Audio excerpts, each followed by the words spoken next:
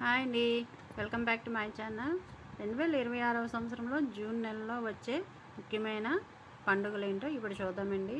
అయితే జూను పరాభవనామ సంవత్సరంలో మనకి జూన్ మాసంలో అధిక మాసం ఉంది కదండి. అధిక మాసం తర్వాత నిజ జ్యేష్ఠ మాసం కూడా ప్రారంభమైపోతుంది. అవన్నీ కూడా ఇప్పుడు ఈ వీడియోలో చూద్దామండి. ఎవరైనా కొత్తగా చూసిన వాళ్ళు ఉంటే సబ్స్క్రైబ్ చేసుకోండి, అలాగే షేర్ చేయండి, లైక్ చేయండి. అయితే జూన్ 2వ తేదీ మంగళవారం నాడు మనకి యమునా నది పుష్కరాలు అయితే ప్రారంభమవుతాయండి. 3న సంకష్టార చతుర్థి ప్రారంభమవుతుంది. తేదీ 6:45 జూన్ 4వ తేదీన సంకష్టార చతుర్థి పూజ అయితే అందరూ కూడా వ్రతం అయితే చేసుకుంటున్నారండి. ఆ రోజు గురువారం పడింది, చాలా మంచి రోజు అండి. అలాగే జూన్ 8వ తేదీన అష్టమి తేదీ అండి. అష్టమి తేదీ అలాగే ఆ రోజు మృగశిర కార్తె ప్రారంభమవుతుంది. జూన్ 11వ తేదీ ఏకాదశి పడిందండి. ఈరోజు నిర్జల ఏకాదశి అని కూడా అంటారు. అలాగే 13వ తేదీన శని త్రయోదశి.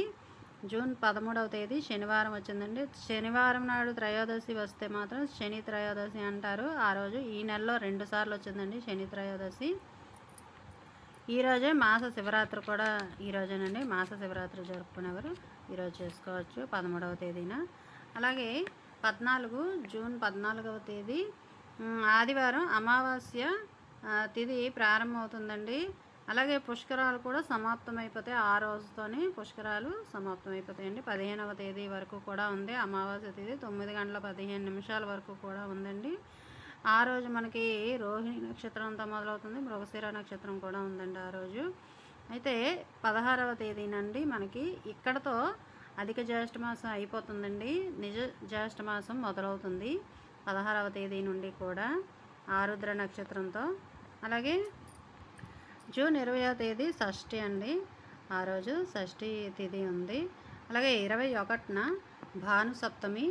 22 ఆరుద్ర కార్తె ప్రారంభమవుతుంది. 22వ తేదీతోని ఆరుద్ర కార్తె ప్రారంభమవుతుందండి. 23 నవమి. అలాగే 24 దశమి అండి. దశమి గంగా అవతరణం అంటారు ఈరోజు. అలాగే 25వ తేదీన ఏకాదశి అండి. 25 నిర్జల ఏకాదశి అని అంటారు. ఆ రోజు మనకి మొహరం కూడా పండుగ జరుపుకుంటున్నారండి. అందరూ కూడా హిందూ ముస్లిం పండుగ ఉంది. అయితే ముస్లిం మొహరము, మనమైతే ఏకాదశి జరుపుకుంటున్నామండి. అలాగే 26వ తేదీన ద్వాదశి. 27న మళ్ళీ వచ్చిందండి ఇగోండి శని త్రయోదశి ఈరోజు.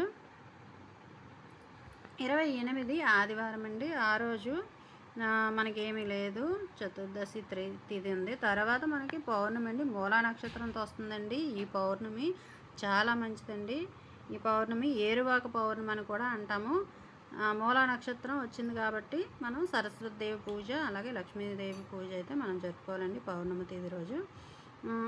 అలాగే 30వ తేదీన ఏమి లేదండి. ఈరోజు ఈ నెల జూన్ నెల ఎండ్ అయిపోతుంది.